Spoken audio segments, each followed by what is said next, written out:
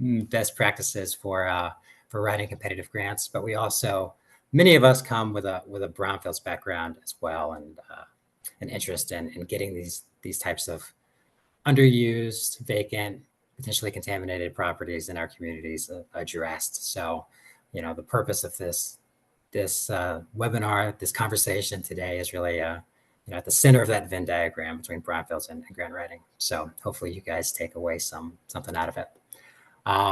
And just to make sure we're all talking the same language, for those who aren't so familiar with brownfields, brownfields are any contaminated or even potentially contaminated site whose reuse is hindered because of that contamination or threat of contamination from the reuse that we all want to see them reused as.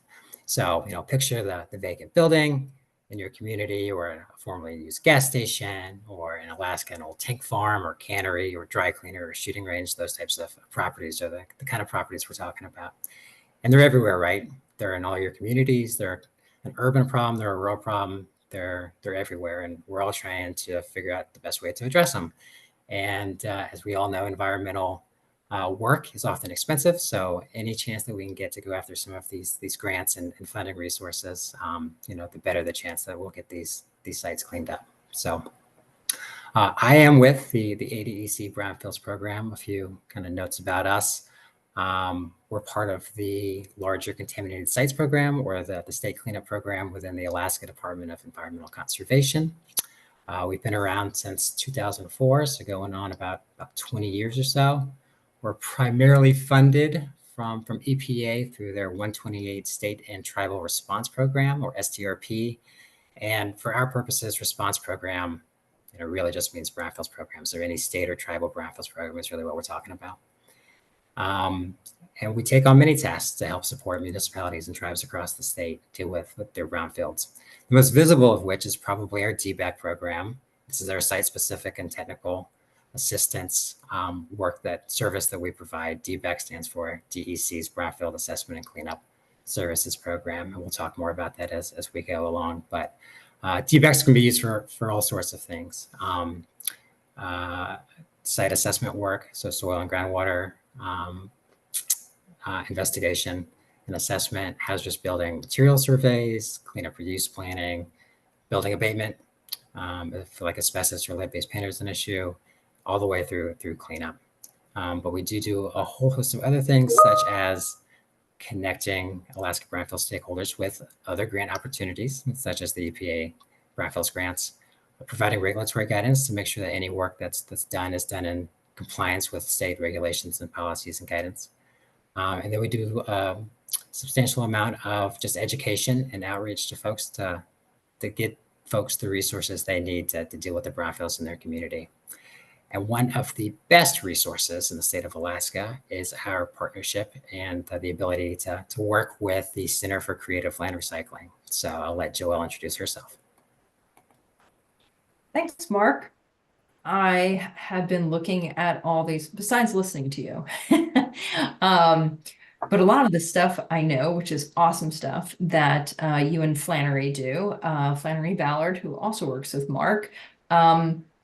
So if you look at the chat, there's a lot of people. You guys, there are some experts, some newbies, and some middle of the roaders. So we're going to be covering it all. And lots of people are interested in these grants. So one of the things, when Mark first reached out and asked me to be a guest on this webinar, is I've been writing grants for a while, and not just brownfield grants. So you name it, I've done it. HUD, Department of Transportation, EDA, you name it, okay? But brownfields is near and dear to my heart, and there is definitely an art to the brownfields grant. Having said that, there are lots and lots of resources besides CCLR, which is the Center for Creative Land Recycling. I am a senior planning consultant for them, and they are the Region 10 and also 9 TAB provider, Technical Assistance to Brownfield Communities. That's EPA's TAB program, and they provide free technical services through a grant, right? And so some of these things are, besides reviewing grants, scoping brownfield projects. A lot of you I've worked with, developing, whether it's visioning, whether it's community outreach, whether you just get stuck, or we've got a situation we don't even know if it's a brownfields. I think the biggest thing is just reaching out to someone. If you reach out to one of us, you've reached out to all of us, okay? So whether it's EPA or Marc, or maybe somebody at, I think I saw Bailey on here, Alaska Native Tribal Health Consortium, KSU Tribal. We'll talk about some more resources at the end of this presentation, but really the biggest thing is asking. And if there's one thing that you can remember, just one, is don't say no to yourself. If you're not in it, right, you can't win it, right? Not to sound corny, let someone else say no to you, okay? Even if it's just an idea, reach out, ask, and see if something's possible, okay? Without further ado, let us get into the presentation. So we're going to take the plunge into grant writing. And of course, Marc talked a little bit about this, about the purpose. Why did we want to do this, right? Why did Marc and I say, hey, you want to talk about this? And I'm saying, why, Marc, right? Well, it's a great reason, right? The purpose why we're here today is to provide guidance and tips and some resources for applying for specific, the Marc, the multi-purpose assessment revolving loan fund or cleanup. And in this year, it is just ARC. Multi-purpose is not being solicited this year. It's not being offered by EPA. So it's an ARC year, assessment revolving loan fund and cleanup. Okay. So that's for the 104K funding under CERCLA. But what Marc was talking about was the 128A funding. Okay. And so they get their money through 128A, which funds DVAC. And of course, Marc, always correct me if I'm saying something incorrect, because Alaska, as I have learned from Marc and others, is very unique in the United States. So unique regulations, unique land laws. So this is not a state that you think, we'll wing it. Ask the experts, there's plenty of them. So having said that, why now? Why are we doing this now? Well, it's brownfield season, if you didn't know. And just like I said, there's ARC grants out now, and we'll talk about that due date in a bit, but they are due in November. There's DVAC services, which Marc just talked about, and those are also coming up. And then, of course, the infrastructure funding is ending soon, right, Marc? We talked about this. We've never seen money like this, okay? The bipartisan infrastructure law, which has literally been billions of dollars, and the money that has come into brownfields over the past, I'd say, 4 years. The next 2 cycles, we have it until 2026, and then it sunsets. It's gone. Will we see it again? Who knows? Hopefully, but I don't think I've ever seen in the 30 years that I've been in brownfields arena, I have never seen this kind of funding for brownfields. So Marc, on that note, that's a lot of funding, right? So let's talk about these things. And, one of the things that you pointed out to me, which I found was really quite, I don't know, ironic, but I never put the two side to side, is what? Right. Yeah. So both the EPA brownfields grants and DEC's brownfield assessment and cleanup services are both geared towards addressing brownfields, right? But the applications themselves are very different. They have different audiences and they use slightly different terminology, which can be confusing. But the purpose of this slide, Joelle, is just to show we might be using different terms, but it's the same themes, right? So, the EPA brownfields grant application might talk about project area description as something, but we talk about basic site information, right? And plans for revitalization is kind of akin to talking about your overall plan for success, and estimating project costs is the same as providing a cost estimate. So different terms. It's structured a little bit differently, but it's the same, general stuff. It is. I was like, well, yeah. But when you did the colored circles, I was like, oh my gosh, this is really so. Guys, when you're collecting this information and you think, oh, I'm going to go for DBAC, but maybe it's not time for you. Keep this information around, right? Because you never know when you're doing grant writing, right? You're collecting data, you're collecting stories, you're collecting information, right? And you never know when you might recycle it, right? Need it for another grant. So this is just a really good slide that shows you that a lot of these grants, they can use the same information in different ways, but it's just tweaked a little bit. And we'll go into the various differences of the two grants. But having said that, if anybody's worked with me, they know I always start with the why. So grant writing, the first step, at least from this grant writer, is starting with your why. And if you don't know your why, you will have a very hard time, one, writing the grant, two, getting support for your grant, and three, even if you do get your grant, keeping the momentum as you're doing the project. If you forget why you're doing something, people are going to start falling off, or people are just not even going to care anymore. Also, if you're trying to leverage funds, knowing your why, that elevator pitch, if you will, why are you doing this project? You got to get that down, right? And so you have to make that really clear to the reader. They're the ones that are going to decide whether you get the money or not, right? So if you don't know your why, they don't know your why, they can't read your why, it gets lost. It just doesn't make a very competitive grant, okay? So start with your why. Then go to your process, right? And your results. And that is the how and the what. A lot of people write with how and what. Marc, I'm just going to ask you right now, when you review DBAC grants, applications, do you hear a lot of why, or do you get a lot more of the how and the what? Oh, I would say why is definitely like the key component, right? Right.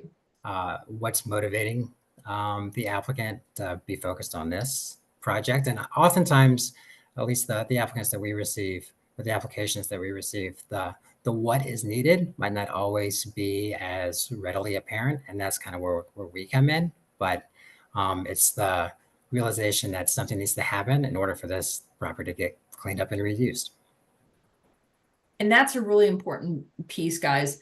If you know your why, especially with a DBAC grant, it's very different than EPA's grant. EPA is very prescriptive. Like you're like, here's our problem, here is our need, this is what's going to cost. And we're going to go through these sections. But with DBAC, if you craft your why, this is what we need. We don't know exactly how to do it, right? But that's the secret sauce of DEC, right? DEC can have these conversations with you and help you to structure the process and the results, okay? So overall, the grant process, okay? The grant process in general, okay? This is for any grant. First, you're finding funding. Well, first you're finding your why, right? And then you're thinking, okay, well, we need money, right? Okay, well, if we need money, we're going to look for funding that matches our purpose, right? You're not going to go after the Doris Duke Foundation, right? And their mission right now is youth, right? Youth services, and you're looking for money for environmental. Those two don't match up, right? So why would you be wasting your time and their time? So make sure that you're matching your funding and that you're matching purposes and missions so that your audience is correct, okay? So preparing the grant, right? Hopefully not preparing them in like a week or two, okay? Unless you have a brilliant team who knows grants backwards and forwards, but even then, I don't like writing a grant at the, at the 10th hour. Making sure you have sign-offs. I can't stress this how much as far as approvals. Now, each grant is different, right? Sometimes it's just like, okay, fill out a fillable PDF online, right? Or here's a simple, but then there are other grants that need those authorizations, or you have to go through another platform like grants.gov, okay? Something like that, you need to start weeks or sometimes even months in advance, okay? Please make sure that whoever has those authorizations, passwords, and like that, they're not going on vacation. That's never a good thing. Managing. So what happens when you get it, right? How are you going to manage this? And we're going to get into that capacity and capability. And then, of course, reporting. Okay, great. You got the money, but now you're going to be doing reporting, and those are called metrics. Okay, so that's the basic setup of the grant process. So Well, some of the, I'm sorry to interrupt. Could I add to no, that? And this gets to knowing like what the resources that you're applying for, right? So those 5 kind of categories or steps are spot on for the EPA Brownfields grants and most grants, right? Most grants where funding is being handed over. I just wanted to point out with DBAC, since we're not handing over funding, we're handing over a service. DEC is responsible for managing, because there's not a grant, but we'll manage the project on the behalf of the applicant. And there's not a reporting requirement per se. We would have future conversations with the recipient, right, to see how the project is going and the next steps and proceeding towards reuse. But this is just another example of like knowing what you're applying for and knowing your audience and your responsibilities.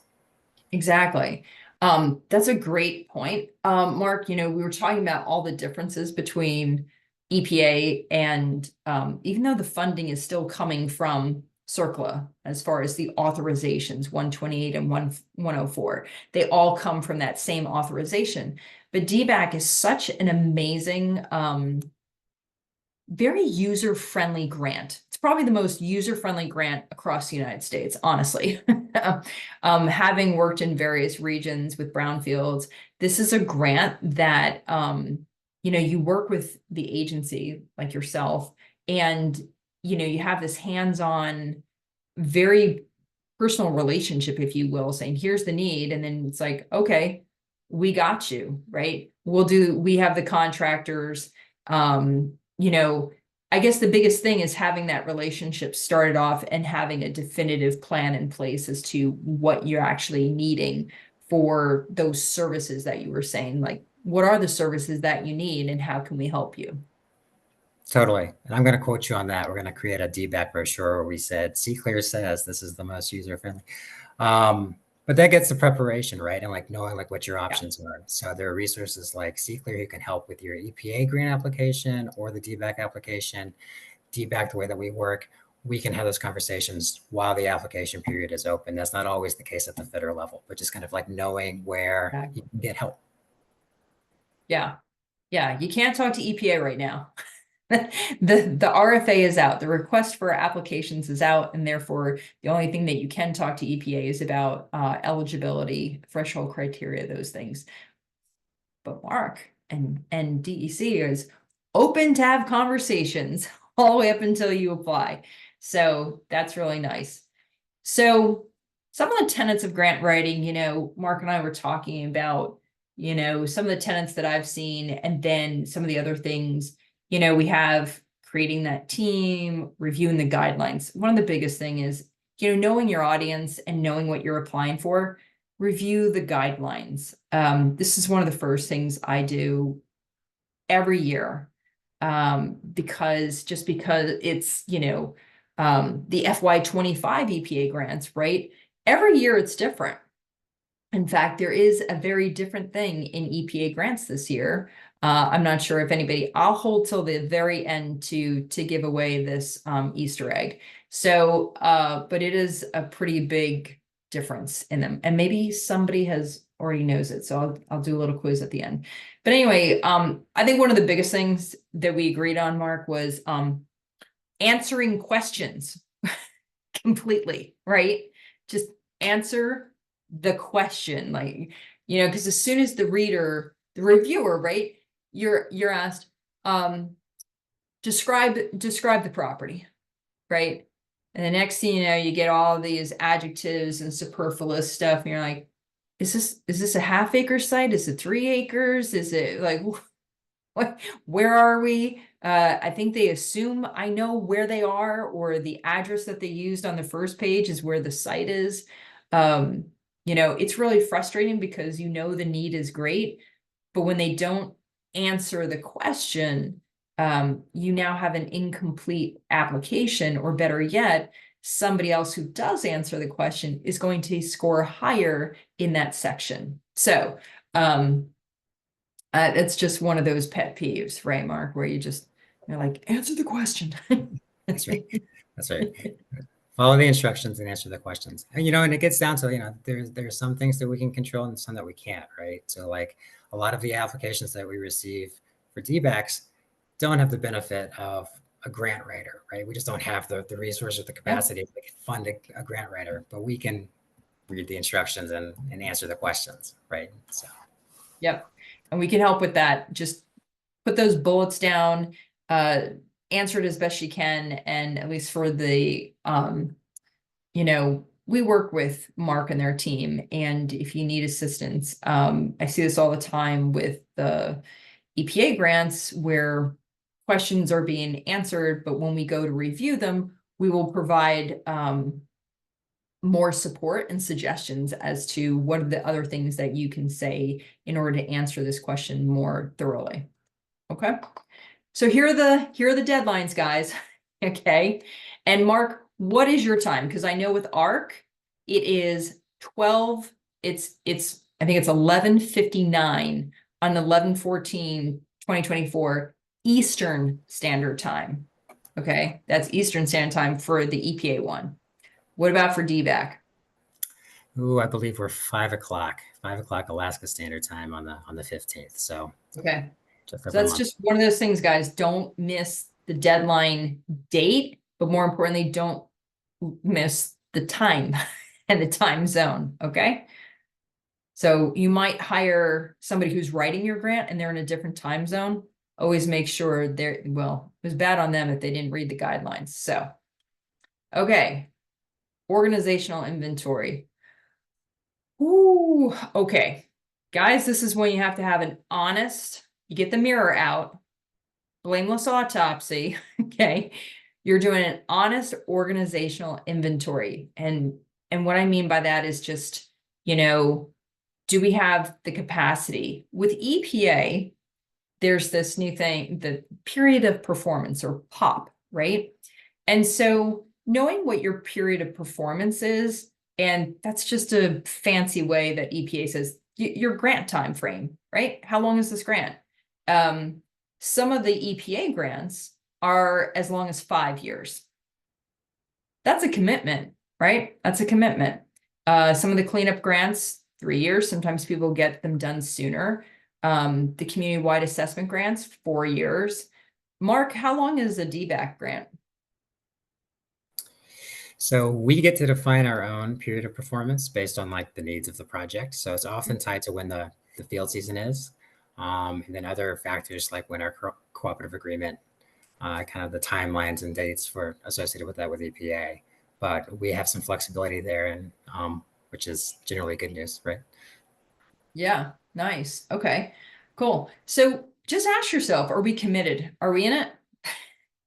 And is the timing right? Because I've had really great discussions. I don't know if it's self-reflection or what, but folks are really now saying, I don't think we're ready yet. I think we're going to wait till next year. We have another year of the bill funding. But this year, I think we're going to go for something more local, or maybe we'll go for a DBAC, or maybe we'll go and do a targeted brownfields assessment with EPA.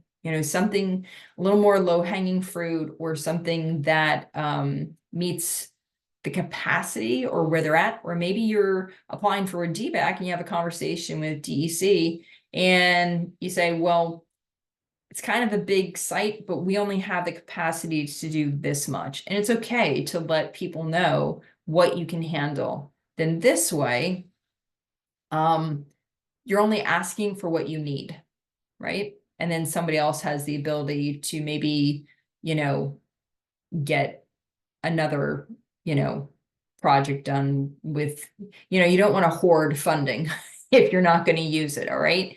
So don't ask for more than you need, because if your grant can't support it, it's going to be very apparent in the writing. All right. Ask your questions early. Capacity. Okay. So I actually said to Mark, this is a cute picture of a fox going it alone, right? And I'm saying you can't do it alone, at least not with the EPA grants. And Mark, you thought this was just a very zen fox.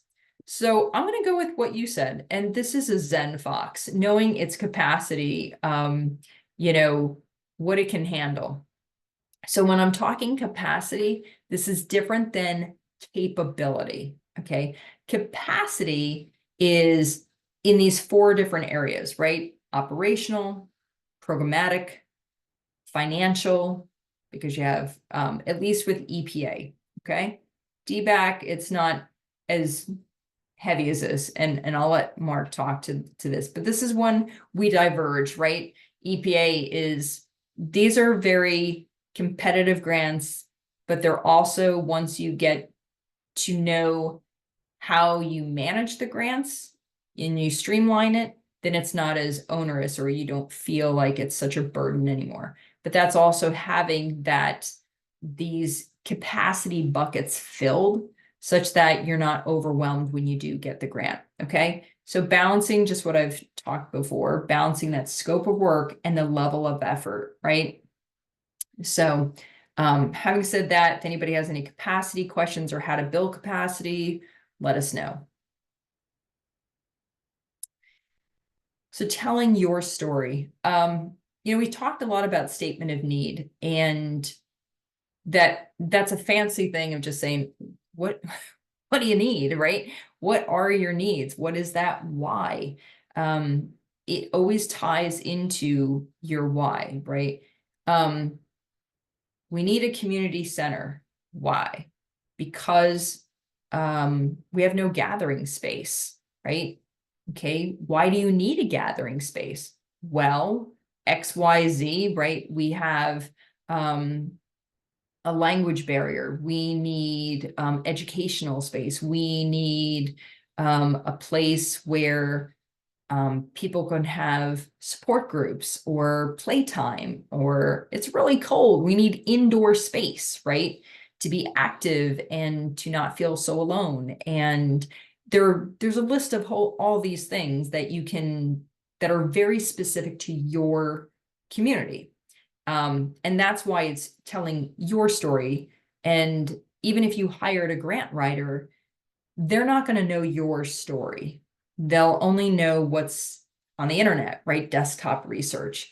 So you still have to be part of that grant writing process to sprinkle in the secret sauce, if you will, of your community and your needs and how that ties in.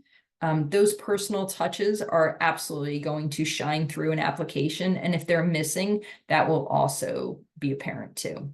So we already talked about the how and the what, and, you know, conveying these needs is the how. Okay.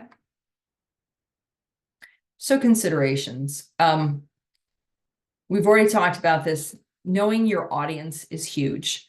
You know, right out of the gate when you're writing, here's one of my biggest tips is, well, I'm going to save it for the examples. So I'm going to save it. I just have to write it down so I don't forget it, because I always say this to people when I'm reviewing their grants. Connecting and engaging. So I will know whether a grant, the level of effort, whether I'm going to cry, because these grants should make me cry. Not your DBAC ones, Mark, but the EPA ones, right? They're so competitive. I really want to hear a great story, right? And the need. Why this community? Why $2 million being awarded to this community? Why not the other community, right? That connection has to usually happen in the first paragraph, if not in the first 3 to 4 sentences. Capturing that reader's attention, so much that if the phone rings or there's an email or something, they're still staying focused on your story, okay? Bullet the key points at first. Don't try, the hardest thing, I guess the best thing I ever heard when I was starting to write grants years and years ago, how do you learn how to write grants? You write grants. You have to write them. You actually have to get in there, and maybe it's, first the bullet points, maybe it's just, highlighting things, and then you add more and you get a little bit more data, and then you talk to somebody and you're like, oh my gosh, I forgot that, and you add it. That's why it takes me, it's an iterative, it's a very iterative process. The first is just getting words on paper or just jotting something down. The first draft is going to be horrible. It's going to be horrible. Okay. I'm just going to tell you right now. And that's okay, because having a draft is better than having no draft.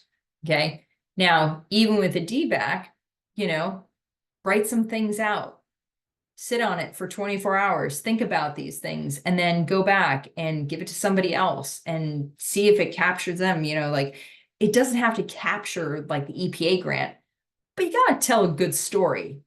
Okay. I'm going to leave that to Marc as far as the competitiveness of DBAC, because I don't know those numbers, but there's limited funds in DBAC. And there are limited funds in the EPA grants too.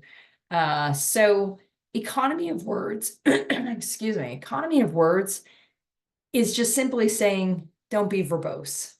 Don't watch the adjectives, the adverbs, the superlatives, the bestest, right? The, making sure that you're being very concise with your words so that it's clear. We don't need fancy vocabulary words, right? Leave the huge vocabulary words at home. Just simple language, you're just telling a story, is really all you need, okay? So put the modesty aside. That's my last point. So many grants I will read and I'll know something about the community. Like, I'll just do some, red desktop research or whatever. And I'll be like, they already handled the federal grant with like amazing results. Why didn't they put this in here? Like, this team has already worked with each other. They have proof of concept. Like, they've already done this. They need to put that in this grant. And then when you ask them, they're just like, oh, yeah, well, I don't know. That was 2 years ago. 2 years ago, that's pretty good. Okay. So don't poo-poo yourself. Kind of tout your successes, and even the little successes are huge successes. Okay. So remember, don't say no to yourself. Okay. We're going to get into some examples here. We're going to go through 3 examples and then we're going to take a break. Okay. So writing. So the last time I've done this, in 2 or 3 other places, grant writing workshops. And the writing samples I heard back were really what people wanted to see more. So this is, in the introduction of a grant, and this comes from the EPA Marc grants. And, Diamond Valley, for this example, is in Northern California. Okay. So that was the first sentence. And the edits that came back were this. So they're both one sentence, right? But in the second one, where it is, the population, the county, and you get an idea that there are foothills and where it is and a mountain range. Okay. It's very descriptive. You get a lot more information, right? Instead of just, it's in Northern California, right? Okay. So it's okay to start out with the sentence on the left. Now start adding information. You have data. how can you add it to that sentence to make it more alive? Okay, more descriptive for the person who's reading it. All right. Now in Mark's case, maybe he knows where every city is and tribe and everything, but in Alaska. But when people, if you're going outside of Alaska, right, this is a grant writing workshop. If you're talking and you're trying to go for funding that, and the reviewer is not in Alaska, you guys are going to have to do a little more work as far as describing. It's this many miles north of Anchorage, right? Or we're on the coast of, the western coast, this many miles from the Arctic Circle. Okay, Arctic Circle. Now somebody goes, whoa, wait a minute. That's really north. Okay, now you've gotten their attention. Okay, population 75. And don't let that scare you, small populations. Okay, I've seen huge grants go to populations of under 200 people. Okay. Second example, this is just reuse plans. This was under the reuse plans for the property. Okay, affordable housing development, sure. Other community amenities. I love when people throw in the kitchen sink, right? And you're like, what does that mean? Okay. This example. So now reuse plans garnered strong interest by local developer. Okay, now you're going outside for like the vertical development. What's going to happen? Adjacent, so there's something else that's happening. It could leverage this project too, right? Other opportunities, community garden, a park. It's more descriptive and it's more definitive, defined, right? With what can happen. Okay, that's those examples. And I'm going to hand it off to Marc to run us through an example for something for DBAC. Right. The question is basically talk about what the public benefit of this project would be to the community. And this question is also similar to one that's asked in the Marc grants too. In this case, response A, right? The community lacks a space for a community garden. It tells you what it is, but not much more than that. A more detailed version would look like, there you go. Maybe doesn't meet the economy of words standard, but there's a lot of detail here, right? And that's the point. Also note that there's no numbers. This is just a lot more description about what the benefit would be, why it's important to the community. Besides articulating what the actual benefits are, so it answers the question, it also does a good job of tying in local leadership and making the point that they're invested in the project and are on board. So it kind of checks a lot of boxes in answering like one question. And some of the extra detail, tells the story of the larger project and what's going on, but it can also kind of be awarded in other parts of the application, right? So there are points here to be gained for the entire score and the entire evaluation. So, I guess the bottom line is details matter, right? Details tell the story. This is your community, you know better than anybody. So let the reviewer know, what your community is dealing with. I love this. I get the picture. Like, I love that they brought in, tribal. It's an issue at tribal council meetings, plural, right? So it's an ongoing issue, right? And then see attached, right? You're using for DBAC, you're allowed to attach supportive documentation, right? Something that you can't do. That's a good point. That's a good point. Yep, exactly. So this is is it filled with like the data stuff? Yes, data that tells a story, in that storytelling, local storytelling is data. Okay. So I think if, just something was added in here, I don't know, a lack of community gardening gathering space has consistently been raised as a priority issue, period. Right? Or in the community again, for the past 3 years, right? But you left out the tribal council meetings. I think, economy of words, don't take out too much, right? Just make sure I would rather have somebody overwrite and I trim back than somebody underwrite. Okay, so err on the caution of overwriting and then trimming it down based on feedback that you get. Okay. Having said that, we are at the 5-minute break. So, and we are right on time at 1:46. So I have 1:46 on my clock. So, 5-minute break, refill coffee, stretch. If anybody wants to have questions in the chat, feel free. And I'm going to take the time to just look at the chat box now. Great. I'll make an announcement at 10:51 in exactly 5 minutes that we'll start again. In the meantime, Joelle, Mark, I'm gonna make sure that the exit poll is gonna work. So if something pops up on everybody else's screen, which it will, just feel free to ignore it for now. Thank you. Okay.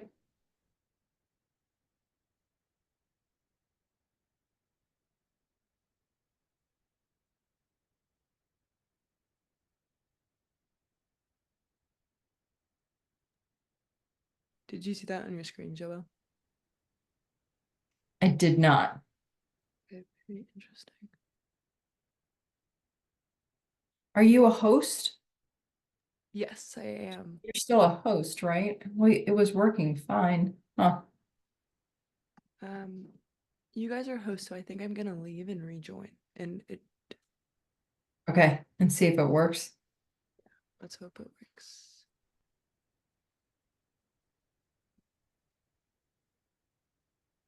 Oh.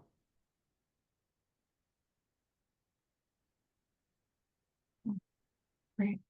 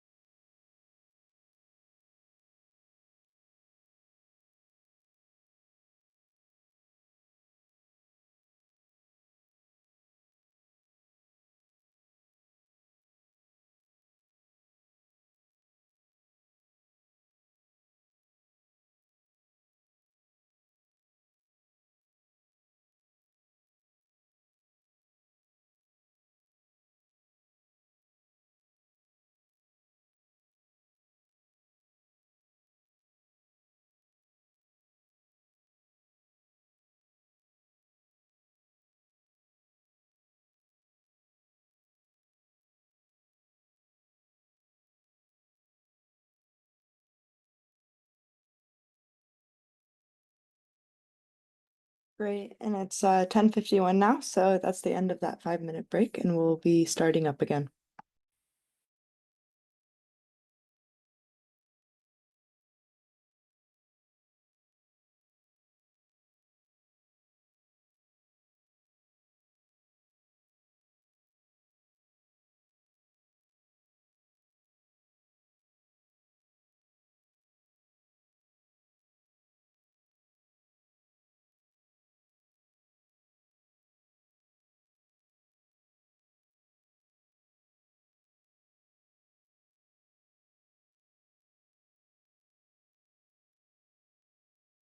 All right. Hopefully everybody's filled their coffee. Mark, have you filled up your coffee? I filled up my water. I am caffeinated, ready to go. Caffeinated. All right. Or your chai tea, your green tea. I don't know. How's the weather out there? I'm in Vermont, so we're having glorious, glorious colors. Last year, all the leaves just fell off the tree due to hot weather and then horrible rainstorms. And it was very disappointing for folks coming up to visit. So this year, everybody's happy. So, but it's now very cold right now. How about you guys? Are you guys, well, you're in Juneau, so it's totally. I was about to say know your audience when you're complaining about cold, right? So. All right. Okay. Here we go. All right, guys. Ready? Okay, we're going to get back into supporting your story. Now, feel free to ask questions in the chat. Great conversation. Love to see all the interaction. And this is why I like to do webinars, or like when, Marc first reached out, I was like, well, why don't we just have like a discussion, right? Instead of going back and forth. So I really like to have an interactive webinar. So it feels, that you're in the space. I know it's virtually. I would have loved to come out to Alaska, but it is quite the journey. So this is the next best thing. So getting back into this, supporting your story. So there's very big differences, right, with the EPA grant and the DBEC grant. But this is a grant writing workshop. So when you're going outside of these two opportunities, then you can, that's why guidelines are so important to read, because this year, I'm going to give you the Easter egg now. EPA is allowing a visual. So in the first part of the narrative, I believe it's the community-wide assessment, you can use a graphic. So if you have like maybe a downtown target area and you're trying to describe it and you have 5 sentences, 6 sentences, you're taking up huge amount of room in a very limited amount of space that you have. Sometimes it's better to use a visual, right, than to waste 5 sentences describing northeast, southwest, yada, yada, right? So on the flip side, though, sometimes when you use a visual or a map or a chart, if you can say it in less amount of space, then say it in less amount of space. And whatever you do, do not write about something that you've already shown, right? Don't talk about a chart. You can highlight certain things in the chart, but you really want to have, especially with the EPA grant, you have 10 pages to say, depending on your grant, you have a very limited amount of space to get in as much as you can. Okay. So, Marc, is there a page limit on the DBEC? Yeah, I was going to pipe up here. So this gets back to what I was kind of saying at the beginning with the different like organizations of the different applications. So the way the EPA grant applications are structured, they give you the guidelines, right? The guidelines are 40 to 50 pages, and it goes into a whole lot of detail of like what you have to hit on in about a 12-page maximum. With the DBEC application, the whole thing is like 10 or 11 pages, and it's broken out by question. So a specific question, what is the community benefit, with a space to answer? So there's not a page limit per se. It's kind of defined within that application, but those text boxes are expandable. You can put as much information as you want to in there. And then we encourage you to attach reports, meeting minutes, community support letters, all that kind of thing. So there's not a page limit per se. And we encourage folks to include a map of the area that they're focused on, or any pictures, because that tells the story, right? So that's definitely absolutely encouraged with the feedback application. Cool. All right. Okay. So we're gonna diverge again. Okay. Data. And I'm glad that you said that, Mark, about the setup of the DBAC grant. Storytelling and local information is a form of data, especially if you're in an area that doesn't collect or doesn't have the breadth. Like if I go into EnviroScreen, an online resource that EPA uses. Oh, now Vermont, sorry. Well, I got to take a little break here. Sorry. Vermont has now decided to be sunny. So you're going to lose me in the cloud of haze. So with data,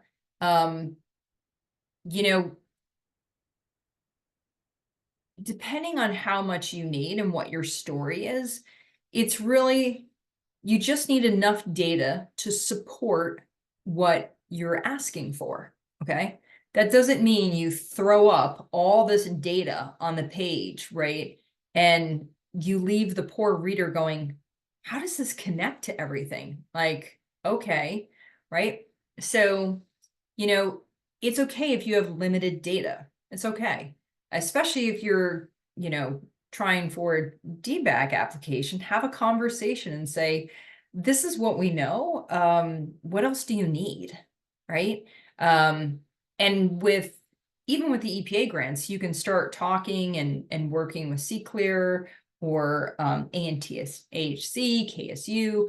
Like you can work with a number of resources and people to say, how do I go about telling my story, right? The amount really varies greatly, but the general data obviously is setting the stage, right? The backstory, quality of life, what's the problem, the need, make sure you don't bury that. A lot of times I'll read grants and then the last sentence of the, first section is really where the heart of the story is. And really that sentence should have been at the very beginning. Okay. So just make sure that you're not burying, as they say in newspapers. Well, back when you printed newspapers, don't bury the lead, right? Okay. So Mark, we talked about anecdotal and personal stories. I like them. I like personal stories and I think they tell a lot. They kind of give the heart and soul of an application. Totally. I mean, the numbers are important if you've got them. I mean, they serve its purpose, right? And they communicate a certain things kind of on a consistent level across applications, but they can be sterile, right? So the anecdotes are really, like you said, like when you really get a sense of the heartbeat of the community, right? And they tell you what's going on and what's important and why it's important. Mm-hmm. And certain data, right? Like when we were talking about where to find data, right? So do you want to talk a little bit about, because Alaska is so special. I mean special. that. Yeah. I mean that in a very respectful way.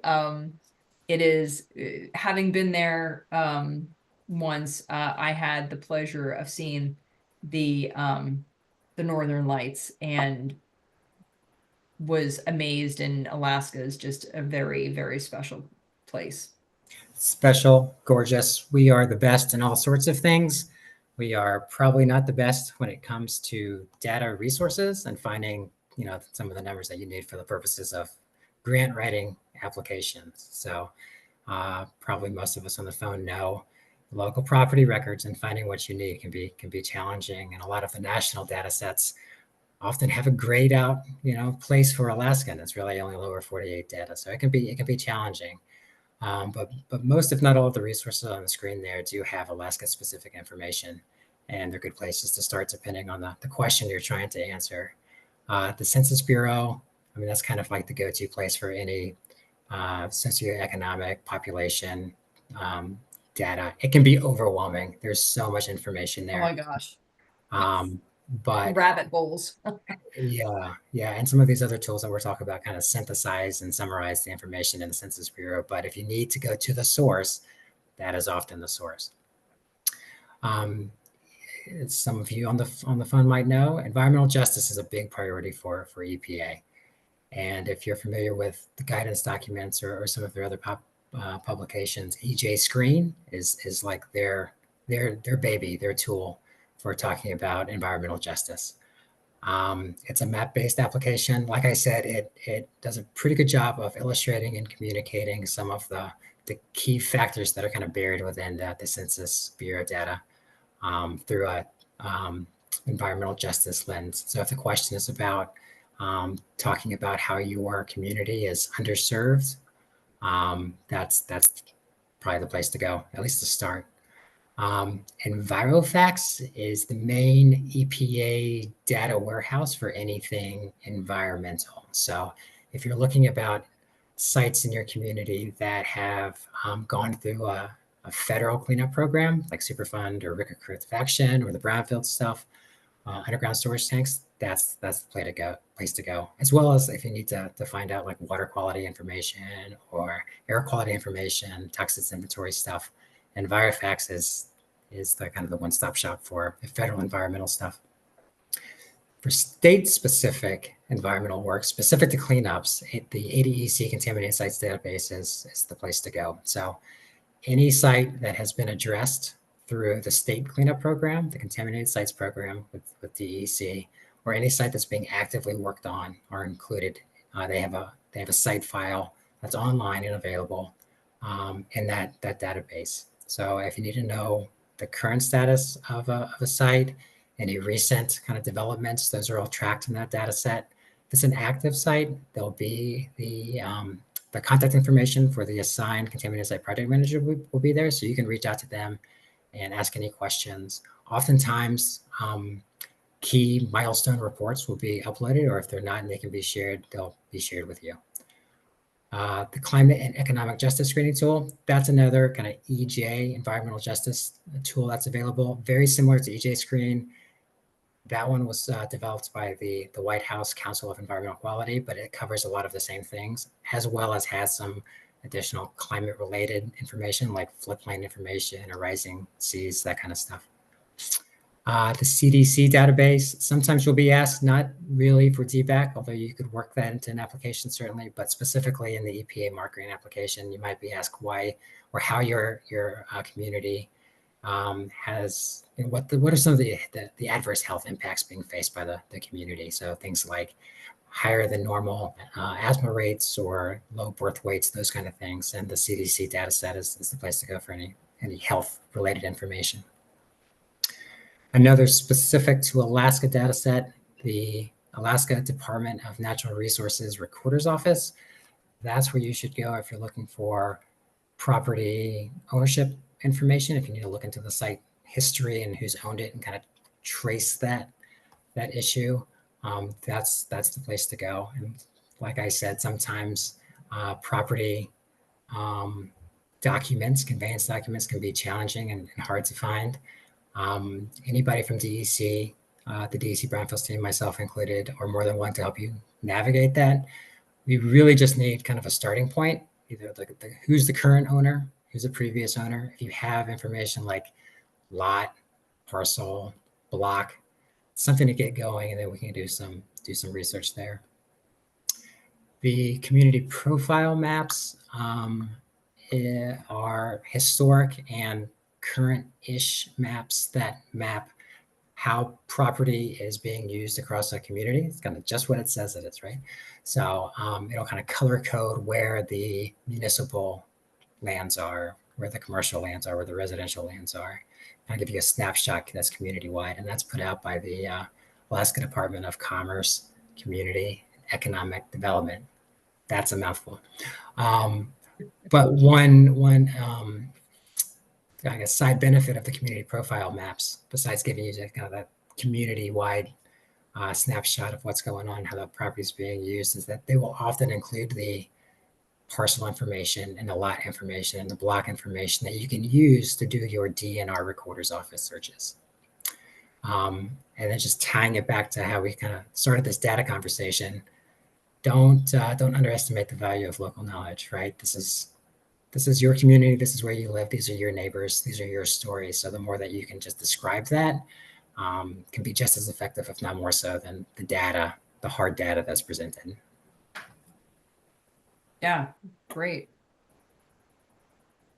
Lots of resources. And, you know, I saw in the chat, someone said, yeah, they're great resources. Sometimes those government sites can be really confusing, right?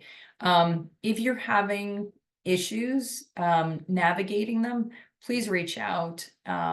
Happy to assist. There's plenty of people in Alaska and that can help you navigate. Okay. Joelle, can I go ahead and respond to one of the questions that came into the chat? Absolutely. Yeah. Question was, will DBAC fund assessments for a building suspected of asbestos contamination based on local knowledge despite the lack of formal data? So that's a great question. So this is one of those where we can kind of infer certain things, right? And just looking at the age of the building, whether or not hazardous building materials might have been used, like asbestos or lead-based paint. And we would start at the beginning, right? So step one would be confirming that asbestos is present. So we would do something like a hazardous building material survey and go out and do testing and see if it's a problem and see how big the problem is, and then go from there. Right. I think that's the biggest thing is, especially with abatements, whether it's asbestos or lead, you know, with EPA funding, and this is EPA funding across the board, demolition. It's the dirty word that everybody wants to use, but you can't. So with demolition costs and, you know, asbestos in a building, usually you have to show why you can't abate the asbestos. You cannot just demo the building. So, you know, in instances where structurally you cannot abate it without it being a threat to, you know, humans who are trying to abate the building, it's not structurally sound, or let's say it's just impossible, you would have to get that approved. And I saw Madison on here, so Madison, if anything's changed with that, please let me know, or anybody else who's on EPA. So that's just one of the things, guys, as far as demolition. I've seen that a couple of times, so be very careful with that. Definitely talk to your project managers, EPA, when you have a project that has demo in it. Okay. So we're going to get into goals, objectives, outputs, and outcomes. Now, outputs and outcomes, right? This is very specific. DBAC doesn't get into these very specific things, right?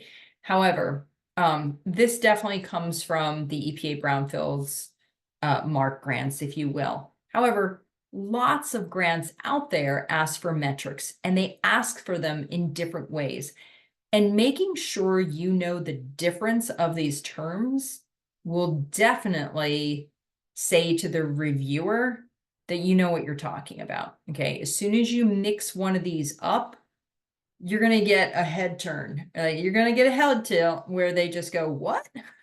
That's not an output, that's an outcome. Okay, so just throwing this in here to make sure that, and believe me, I get my cheat sheet out. Okay, so the outcomes are the impact, right? The outputs are basically the activities, like the things that you do, the quantifiable things. We did 3 phase 1s. We did a cleanup plan. The outcome is 27 cleaned up acres that we can now use for a park, right? Healthier air, you know, something like that. That's the outcome. The goal is that big picture. Okay, so keeping that in mind, what is the need? So we're just going to go through this, right? and we can all read this, so I'm not going to read it out loud, but that's the need. And so using the same goal, objective, outputs, and outcomes, here's that just, there's the need and how these 4 things are different in describing what the goal is, the objective, the output, and the outcome. Okay. So when you're thinking of these things, make sure that you're outlining some of these so that you don't get mixed up in when you're writing. All right. Very different from DBAC. DBAC is basically your needs, right, Mark? Just the overall, what are you trying to accomplish? What is, and I think Brianna said this in the chat, it's a service, right? It's not necessarily a grant, but there's services that you're asking for. Would that be true? Yes. Yeah, that's exactly right. So we're going to go through this, I think, in the next couple of slides, right? Where Yep. in the Marc grants, you really have to kind of define your activity, define your task to achieve the objectives, outputs, and outcomes. With the DBAC, it's more of like defining what the project need is so that we can work with you to figure out how to get there and whether or not DBAC is a nice match. Right. So making sure that you know what the community's goal is besides the needs, and that bigger picture is always helpful to know. You want this result, but what is that result trying to get you to? Like, there might be a bigger goal out there for the community. Exactly.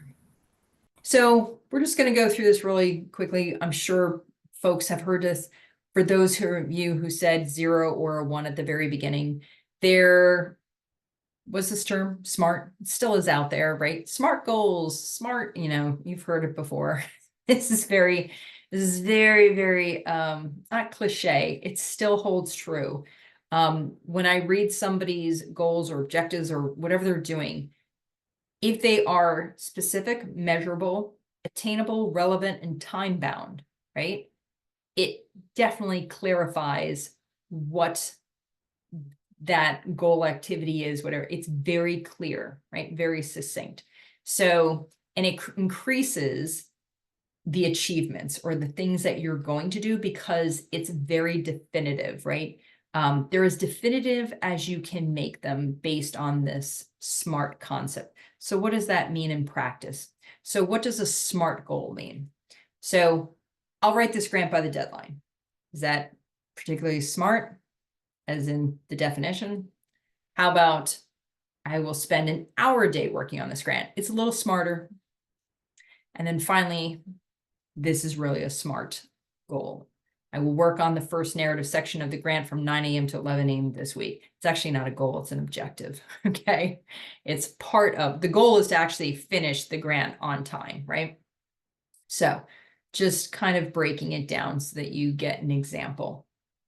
Okay, we're gonna move into tasks. And by tasks, we're gonna put this in quotes, okay? Because EPA calls them tasks. Some other grants call them activities, right? What are you doing, right? So if you were to put your hand over the word tasks and you just are talking about what we're describing here are the details, the timeline. You want to keep it not too complicated, but also making sure that it matches the budget. And in fact, I often, right there with the why, right after I do the why, when I'm thinking about writing or reviewing a grant, I go right to the budget. I don't read the grant. I maybe read the first 2 paragraphs and then I go to the budget. And I look at the budget because the budget should be able to tell a story also, okay? It's going to support what I'm about to read. So if the budget's off, then the story is going to be off and vice versa. And no reviewer, that loses a ton of points, okay? So you don't want that. So pretty much these are the descriptors of what you're going to do. So for instance, if you were just to look at tasks or the activities, the implementation schedule, lead is just saying who's doing it, right? Who's responsible for this? And the outputs, right? Those numerical, those quantifiable things. So essentially, this is going through the what, the how, the when, the who, and what are your metrics. So really the gray is putting it more into understandable terms, and the orange is those titles, okay? So the examples are on the right, and they're very specific to those Marc grant applications, okay? You could do this with any grant, just thinking about the what, the how, the when, the who, and the metrics. So for example, this is a very, very concise, it's blown up. Normally these are, 12-point font or even 11. And remember, there's a page limit, but you can get very clever. And if you've reviewed other successful grant applications through Marc, or any, I mean, if someone asks me tomorrow to say, hey, can you write Department of Energy? They have this RFA out, and I start looking at the guidelines, and I'm going to get very, very creative with the formatting of the grant to gain as much space as possible, right? And so making sure you understand those guidelines. And somebody did this a couple of years ago where they took something that used to take a lot of space up on the page, and they did this chart.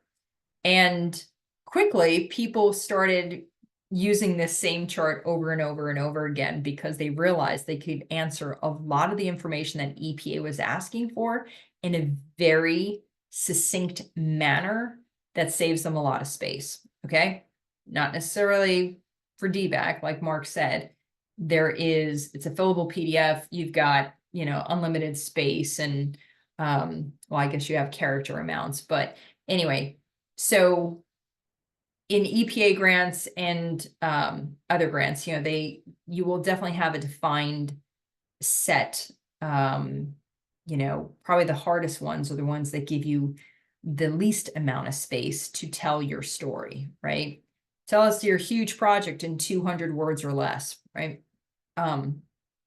So right here you have all the, the activity, who's doing it, how you're doing it, the schedule, and what are those outputs. With DBAC, right, Marc? Totally different. Yeah. Another area where there's some key differences. So, when you were talking up front about the what, right?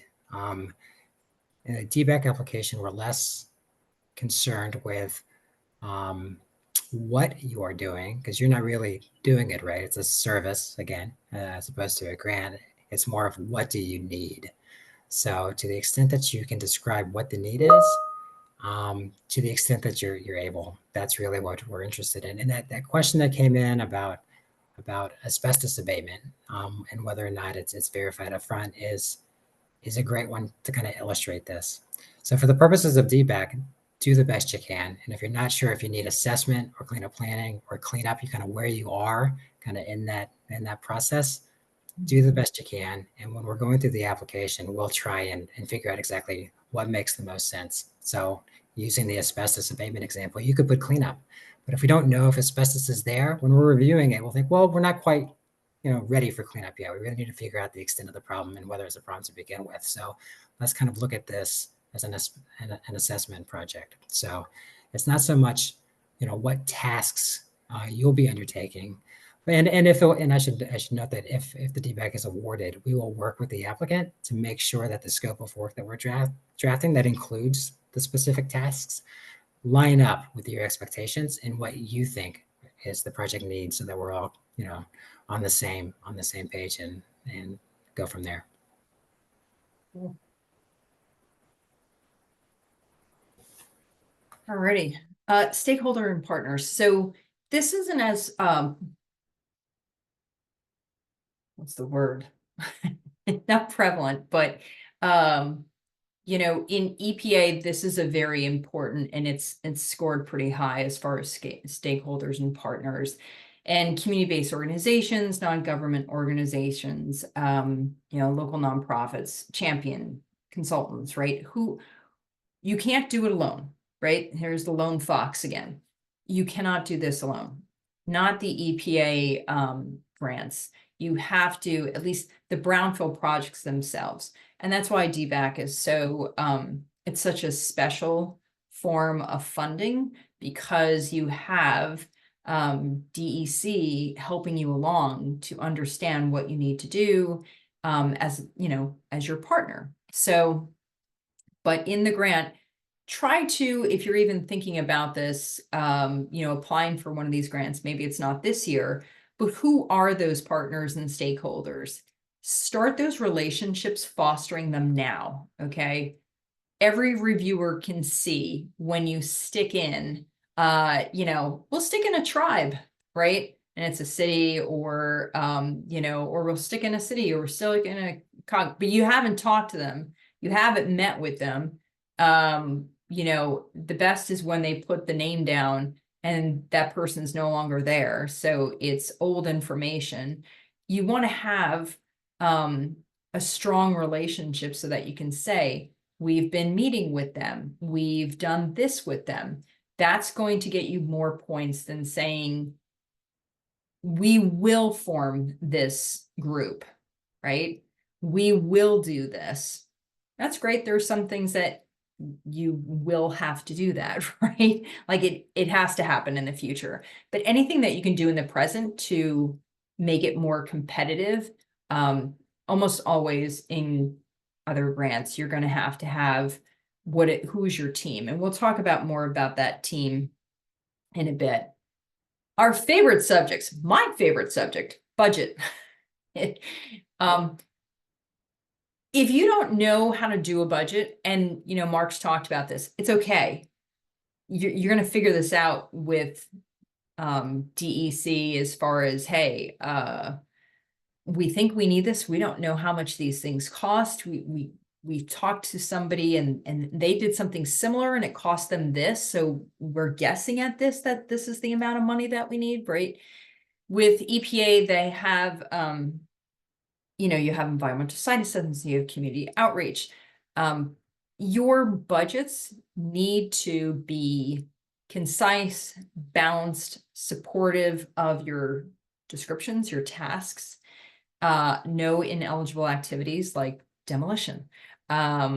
Details equal credibility, such that if you leave out what you're talking about with supplies, let's just say, or travel, and you've got $15,000 for travel, but it's not too detailed, that budget narrative is a little lacking. Then they're just gonna be like, why did they put down $15,000? So details definitely helps. When I see a budget that has lots of detail, supporting, you know, you don't need to be an accountant, but if you're asking for 5,000, why do you need 5,000? Okay. There is an organization, I believe they've merged with Adapta, but it is Community Lattice, and they came out with the ABC tool that provides costs for phase 1 and phase 2s, some ESAs, some other things. And what that database aggregated the phase 1s and phase 2s and other things that were put into acres, which is the Brownfields database for EPA. And so they drew all that data into one site to provide some cost estimates, if you will. Okay, so check the numbers. I don't know what else to say. Vertical, horizontal, which ways, you know, just make sure you're bolding. If you need to put in those indirects and you have to skip down, you know, just make sure your totals are adding up. If it's, just give it to somebody who doesn't know the budget, right? Just doesn't know what you're working on, and say, does this budget make sense to you? And if they look at it and they tell you that if there's mistakes, they'll tell you. They will absolutely tell you, okay? So this is not something that, Marc, you'll need to do with DBAC, the project costs, but estimating costs, Marc, you work with them on that part, right? Okay. And then that's why I say talk to the DEC experts, estimates, the whole community lattice, seek out answers and knowledge. This is the biggest thing. In fact, in the very beginning of your project, you should be, breaking it down, if you will, to just say, it could be just this one part. And then maybe you're adding another part and adding another part. Or you have all the parts, but you can only, work with, phase one of this, and that's all we can do. Or you just don't have the funding, right? So understanding what the project costs, because they will fluctuate, they're dynamic, based on market, based on supply chain, who knows, availability of contractors, circumstances do change. So there's always contingencies. This is an example. Okay. Hopefully everybody says this is not the best budget, okay, for a number of reasons. The biggest thing for me is there's way too many tasks, okay? Your budget is going to work for you. So the more numbers that you can have that are zeros, fives, so that they end evenly, will help you, manage your budget a lot easier than if you're going down to the pennies. That is a budget that you're going to pull your hair out on. So think of, I was working with an entity that had an assessment grant, and it literally had one bucket. It had a bunch of tasks. It had 3 tasks, but it only had contractual. Okay, it did not take personnel, it didn't take travel, it didn't take supplies, nothing of that. No fringe benefits. They had contractual. Was it a simple budget? Absolutely. Okay. Did it work for them? Yes. Does that type of budget work for most projects? Not necessarily. Okay. This is a very clean and simple budget. Now, this is my own personal preference. If there is no money, okay, if you don't have a budget in a category, instead of putting 0, it just clutters up the budget. Just put a hyphen. There's no budget there, okay? It just makes it a lot easier to read, at least for me and my visual brain. DBAC budget. Mark, here's your spiel. Yeah. And not that. If you don't like budgets, this is for you. For those who don't like budget tables and messing with Excel, you've come to the right place with the DBAC application. So yeah, that's right. For the 3rd or 4th time, the DBACs are services, not grants. So the expectation is that you don't need a detailed budget, because you're not having to define the scope of the project in terms of task and how you're, spending, X amount of dollars per task. So with the DBAC application, we ask for, don't require, but we ask for some kind of ballpark estimate of what a project could cost. And there's not an expectation that you'll know that. If you have previous reports, sometimes previous reports will include cost information for the next step. Great. If you have kind of the local expertise and knowledge to provide a number or ballpark figure, great. But if you don't have that expertise or that information at hand, we'll supplement what you have in the application, kind of based on what we think the next step of the project is, what the project needs are, and we'll look at what we've done for similar projects and come up with back of the envelope estimate to kind of put in the application, so we can kind of evaluate it along with the other applications that we get. The bigger question for us is project capacity. So when you're applying for, this season, when you're applying for the EPA Brownfields cleanup grants, it's either assessment or cleanup. With DBAC, we can do either assessment or cleanup. Some of the cleanup projects are very, very expensive, and we love doing them because we want to see them cleaned up and put back into reuse. But we have to kind of consider that, within the context of our total budget for DBACs. So to give you a sense of just range, I think this year, the most inexpensive DBAC project that we awarded was somewhere around $5,000, and the most expensive was closer to $250,000. So there's a big range, right? And the average is probably around $75,000, $80,000, just to give you a sense of scale. But those numbers you're not expected to have. To the extent you have them, again, great. But we'll work with you on that just based on our kind of own experience and what we've done in the past. So don't be afraid of the numbers. You won't get penalized in the DBEC application for not having those. Well, speaking afraid of numbers, the next couple of slides are just going to give you examples from Marc grants that talk about an economy of space and words.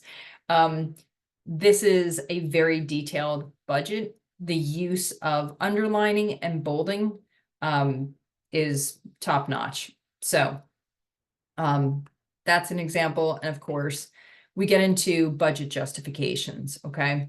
So what I mean by budget justifications, for instance, this travel budget. Now, if you're saying 2 people to go, 2 days, to a community meeting, people are like, $15,000 for you to go to a community meeting? I don't even understand this, right? Well, hold on, wait. It's not just anywhere. This is Alaska. So that means there is lots of travel. And I think I saw Jordan on here. And Jordan, I tipped my hat to you when you showed me this whole travel thing. And I said, okay, that is completely justified. And I think it was way more than $15,000. So if it's justified, then put it down. But then you're going to have to justify it like this, okay? So when you're dealing with not just EPA grants, any federal grants, justifications are huge. So if you need the money, for instance, don't not take personnel costs. Like if you have the ability to ask for personnel costs and you need personnel costs, right? Then ask for them, okay? Don't not take it and think, oh, I have a more competitive grant because we're not going to take any personnel, okay? Justifications are huge. And by doing so, you show that need again, right? We need this. Why? Well, because we have a small staff and our salaries are paid off of, grants and, cobbling them together. So whatever that is, it just can't be, just throwing a number out there and having no supportive information. Okay. So we're going to talk a little bit about organization. I talked a little bit about in the very beginning, the difference between capacity and capability. You may have, and this is an actual example that happened just recently. You may have a whole finance department, okay, in your nonprofit organization, right? But they've never dealt with a federal grant. And so you have capacity, but you don't have capability because no one knew about, 2 CFR 200 or the cross-cutting federal authorities, and it's like capability is now here, capacity is here, right? So you want them as close to, even as possible, but knowing that difference is huge. So the structure, right? Do you have clear communication? How are you going to talk with one another on your team? The relationships, your roles, your responsibilities, those sort of things, knowing what your clear directions is and not flapping on the ground here, and not knowing what one is doing and the other is off, maybe duplicating what you've already done. Okay. Responsibilities are huge. So with grants, there is administrative and programmatic requirements, right? There's 2 different types of requirements. And so you have your grant management, you have your finances, and your contractor management, right? Because if you're not doing the work, not like DBEC, they've got you covered on that one with their contractors. But when you're dealing with EPA grants or other grants, make sure you understand what your responsibilities are.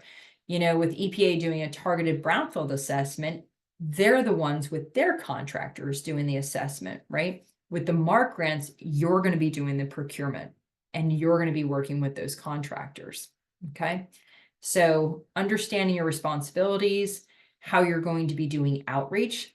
If you put community engagement in your grant, and even if you didn't put it in your grant, as far as the money, I'm not so sure how competitive it would be if you don't say, I mean, that you're not going to do any community engagement, right? It's a requirement for cleanup grants. And so maybe you're using your own funding or other funding, not necessarily the EPA grant funding, but you still need to talk about it, right? We're using such and such funding for this, but we intend to do X, Y, and Z, right? And of course, deliverables. So the deliverables are those outputs, right? Which then tie into the outcomes. So building your team. Mark, we talked about building our team, right? And the difference with the grants and stuff and with EPA. I still think champion is still, a key point. Maybe it's not in your grant, but having someone, like knowing that you have a point of contact or the person that you're going to be primarily working with is still important. But understanding who your team is, right? Like the DBAC, like who's the team? Yeah, it's definitely an important factor that's in our application for several reasons. One, identifying who the champion is. We also don't use that term, but that's kind of what we're looking for. But also, showing that there's a team in place kind of illustrates that there are multiple people in the community who are invested in the project and making sure that it's going to be carried out through fruition, right? So in the DBAC application, we specifically asked for up to 4 team members. And that again shows that community is on board, local leadership's on board. We ask that the team members submit a letter of support because that also demonstrates that they're fully behind the application and will be invested in the project if it's awarded. Yeah, absolutely. Investments are key, making sure people are invested. No one has a crystal ball, right? No one's going to say, yes, this is the team, because we see a lot of EPA grants where the people who write them are not necessarily the people who manage them, right? It's new staff. It's, there's just turnover. And so that's life, right? But hopefully the person who left, there's some succession planning, some cross training, which is always good when you're thinking about, making an investment in your own internal organization. Whatever that organization is, a community, a tribe, a city, whatever it is, that's an investment. And so when you start going after funding opportunities, that investment will come back. There will definitely be a return when you have your internal capacity and capability, right? When all that is lined up and you're investing in that will absolutely have a return because it's going to come through on the grants that you go for and you'll be ready for them. So we're going to go into our tips. We have a few more slides and then we can take some more questions or you can have some time back. So some of the tips, it's an iterative process. We've gone through this. The thing is, hey, Marc, right? When you're doing the DBAC, think of when I was doing this, like you do this and you can save it, right? You're not timed out. Like you can do it, save it, and then come back to it, right? Yeah, you download it and you fill it out in your own time. Right. Okay. And so iterative process, don't try to do it in one sitting. Unless it's due, the next day and you're like, oh my gosh, we completely forgot about this. But,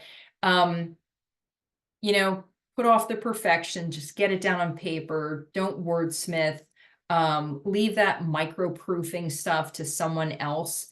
Get your ideas down on paper and go from there.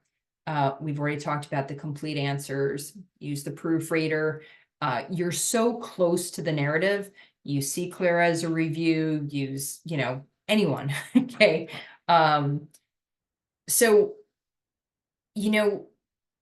I think, making sure that what you say is backed up, like using that data, using that local storytelling, pretending it's your money. Would you give yourself the money? One of my biggest thing is this, it's a little bit of tough love, but when I'm reviewing grants, I read a sentence and I say 2 words. I think I told you this, Mark, 2 words I say to myself after I read the sentence. Do you remember what I say? Oh, this is a test. No, why don't you tell us all what you say? So what? So what? I always say, so what? Right? How many times have I read, right? We're a low income community. So what? Right? I'm not trying to be disrespectful and I'm not trying to be heartless. I really want to know so what? So is it affecting your education? Is it affecting seniors? Is it affecting, like, what's happening because of being low income, right? What are those cascading effects, right? So if you say a statement and you say to yourself, so what? Make sure that you're answering that so what part. Maybe it's not right there, but somewhere the so what comes, it's being answered. If you can't answer it, then it probably can be taken out, the sentence, and the paragraph still stands. Okay. I think we've told this enough. Tell a compelling story and attention to detail. So here are some great resources, hyperlinks, the websites to DEC, CCLR, Tribal Tab, ANTHC, EJ Tic Tac program. That is University of Washington and Willamette Partnership.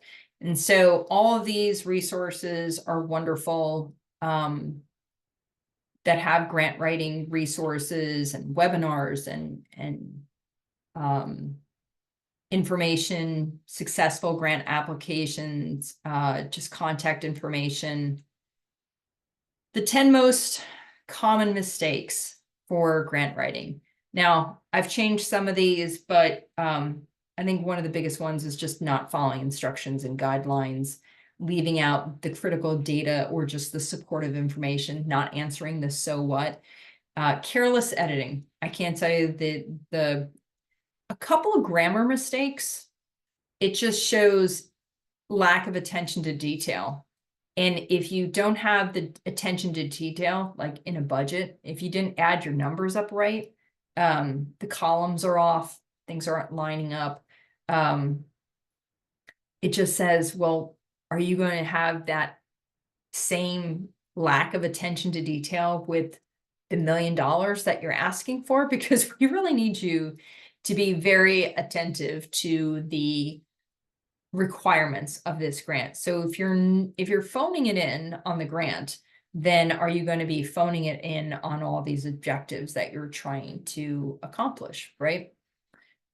The other thing is a late submittal or not having the passwords, not being set up in grants.gov or knowing how you're going to apply, and then you realize that you don't have your unique entity ID. So if you don't understand that term, unique entity ID, please reach out. They do not use done. So if you want to apply for any grant in grants.gov, you will need a unique entity ID, and it takes several weeks to get it. Okay. And my favorite is not knowing your audience, right, Mark? That's right, Joelle. And why is that, Mark? Well, we worked together on this presentation. You took the lead in the amazing pictures of walrus and polar bears. Of what? I had plenty of what pictures in the very beginning, the first run through. Well, there were many penguins involved. Many penguins. Something you've learned in this process is that there are no penguins. There are no penguins in Alaska, guys. Who are you talking to? So. I love penguins. And Mark's like, oh no, it's Flannery too. And they're just like, we love the penguins, but there are no penguins in Alaska. And I was like, oh, that's right, they're in Antarctica. So we changed them all. Changed all the pictures except for a few in there. So we were wondering if anybody would pick up on the no penguins, but we could not get rid of the penguins plunging in because it was just too great. with the plunging into your grants, right? Too cute. Too cute. Yeah. Too cute. On that note, Marc, you want to close us out? Yeah, that's all she wrote. Joelle, thank you so much for coming. She kind of undersold it there at the beginning, but she really is a grant writing expert, an expert draft writer. So I hope folks on the phone learned a lot of tips and best practices today. Our contact information is there on the slide. Joelle works with a great team at CCLR. I work with a great team at DEC Brownfields. And it really is not lip service. We really are here to help. That can sound trite sometimes, but it's absolutely true in this case. So we do want you to succeed in your grant writing applications because we're all working towards getting these brownfields cleaned up. So please don't hesitate to reach out to us with questions. Especially, any time of the year, but especially right now with these grant opportunities being out there. So, Yes. With that, I don't anything to add at the closing, Joelle? No, just know your deadlines. It's coming up. You can absolutely call or reach out to EPA Terry Griffith and Meredith Lightbody for criteria and threshold criteria and eligibility questions. They cannot talk to you about projects because there's an open solicitation right now, but they can, and they encourage people with eligibility questions.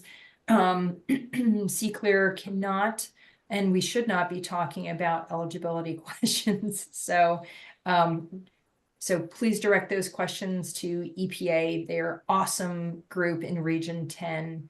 And I think, Sarah, you were going to try to launch an exit poll. Yes, I am trying to, and we're having the same exact issue as before. So if everyone's all right, I will follow up with the people that attended this, and I'll send an email that will include the recording, the slides, more information, and some of the exit poll questions we were hoping to ask. A lot of them are to benefit you and make sure that we're answering or providing resources, topics, and more webinars like this on questions that you guys still have. So I will follow up with that, and my apologies for the technical difficulties with it.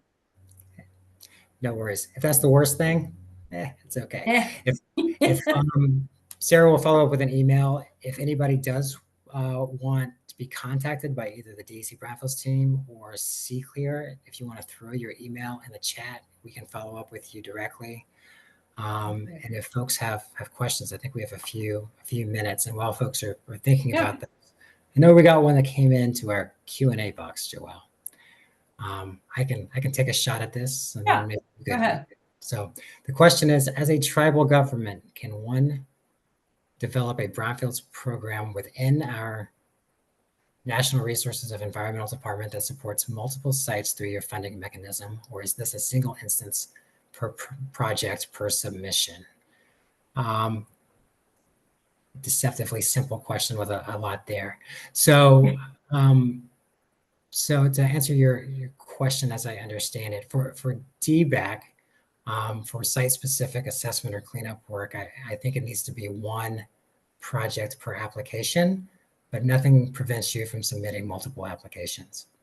Something we didn't talk about today was a new service that we're providing through the DEC Brownfields program, which is not site-specific, which is more community-wide inventory work. So if you're really at the beginning and you're just trying to get a sense of like where the brownfields are in your community, greater community, separate application, very simple, 2 pages with some very basic information. But if you're interested in that inventory type work, that's kind of multiple sites, and that's kind of a service we offer for that.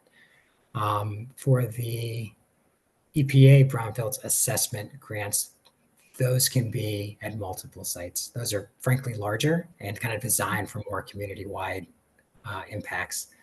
I said your question was deceptively simple because of the fact that you're with a tribal government, and I just wanted to highlight the fact that there's some eligibility issues related to the tribal governments and whether or not they're eligible for what kind of grant or service.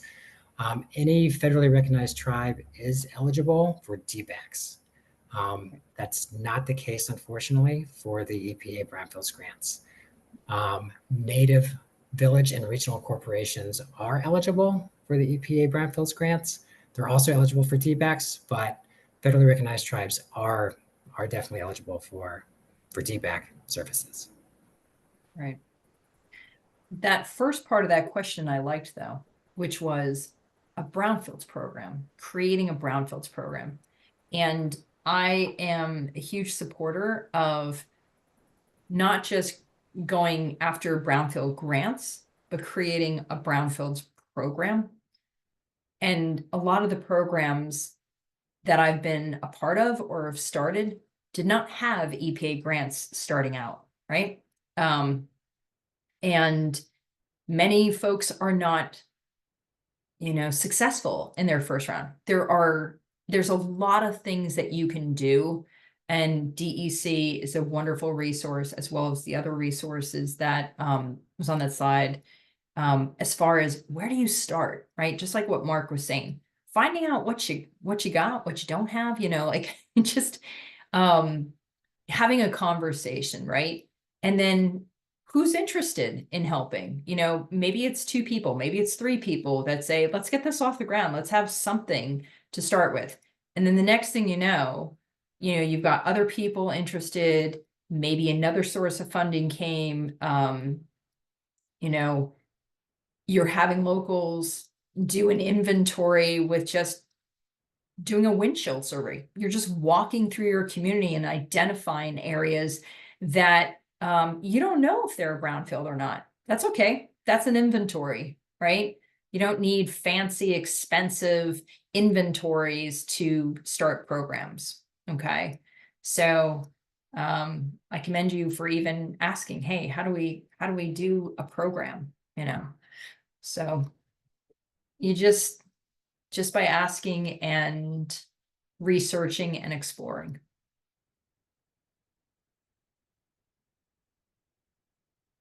Anything else? All right. Final thought here. I did just put in the chat the link to the DBAC application materials if anybody wants to check those out if you haven't done so already. And good luck with your applications. Yeah, good luck, guys. It is Brownfield grant season, and I think I saw Madison on here too. She is also with EPA. She does the TRP Brownfields program, Tribal Response Program, and I think I saw Jeff Estes on here too, and I believe he deals with ANCSA properties. So another shout out to EPA. So without further ado, guys, thank you so much for joining. Marc, thank you so much for inviting me. Thank you, Joelle. Really appreciate it. Always a pleasure working with you and Flannery. Shout out to Flannery too for all her assistance with this PowerPoint too. So, and Sarah, I think we're going to sign off. Okay, great. Thank you so much, guys. Thanks again, Marc. Have a good day. Take care.